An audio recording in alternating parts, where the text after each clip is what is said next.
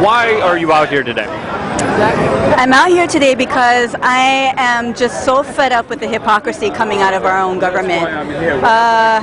It's like, where do you even begin to peel off the layers of hypocrisy here? The first thing that I thought was, okay, you perceive a problem in another country, so your solution is to go drop bombs on the country and kill lots of innocent civilians in the process.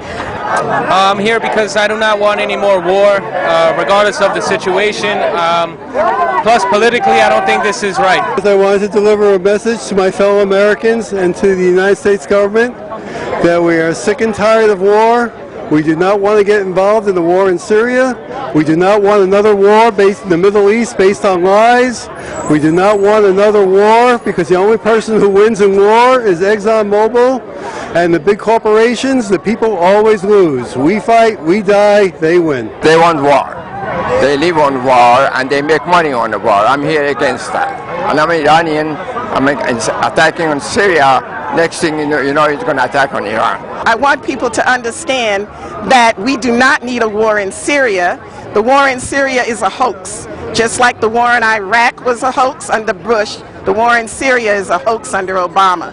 He's talking preemptive strike, the same as Bush. He's talking sending in troops, the same as Bush.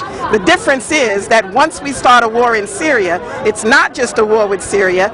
Russia will be called into Syria's defense. Everybody here that, doesn't know the truth that, we do not want war, that, the terrorists are the ones who are, destroying our country, and we're here for peace. We love the U.S., we love Syria, we want both to have, great relations, just be together. What's one fact that you think everyone deserves to know about this situation? Everybody deserves to know that there are terrorists coming from over 150 countries to fight in Syria, funded by NATO, West, U.S. government, Qatar, Saudi Arabia, Turkey, and others, and they want to make it an extremist country. One fact is that no solution has come forth. Plus, they do not know for sure who did this chemical attack. That we do not know what is happening there. The American public does not know. We have no proof. We should learn from Iraq that we cannot go to war based on lies, based on proof that doesn't exist. The mainstream media will tell you, while it was found that evidence was found here, evidence was found there, but the problem with us is that we don't ask deeper questions. Oh, really? You're saying that you found evidence. Well, where did the evidence come from? What was the source? In what form was that evidence? There are none of these critical questions being asked. The media is terrible. They're not saying the truth whatsoever. We just want them to actually, just listen to us and listen to the Syrian people, what they want, not those people who pretend they're rebels and they're actually terrorists. What do you hope to accomplish? I hope that American people realize that this is against American working class and American people.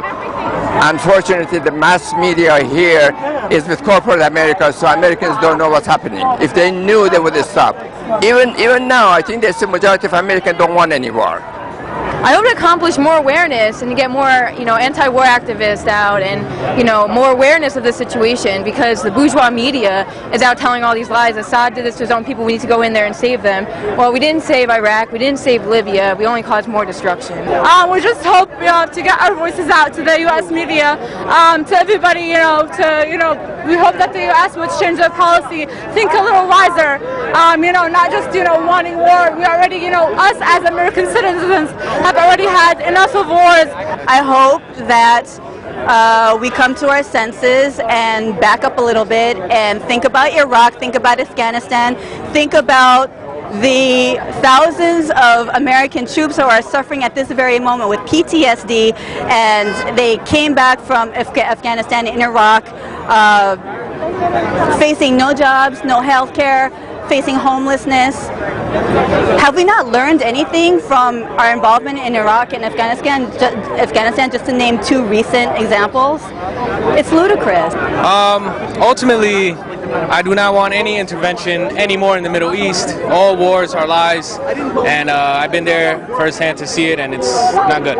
So the whole idea behind this war policy is to smile in our face, stab us in the back, make us believe that he didn't start the war, which is what he's doing by preemptive executive orders or whatever. He is the problem. Obama needs to be removed, and people need to understand that this puppet needs to be taken down. He needs to be removed from office in order to stop this war. I really hope that we can, victory has already been ours because of us. Everybody here, you see, we already won a long time ago. What I hope to see is the countries to know what's really going on and stop watching biased news channels. News channels that want you to think that this is happening when it's not. It's just an excuse to go in there and get to Iran. It's nothing else but that. They don't care about the Syrian people.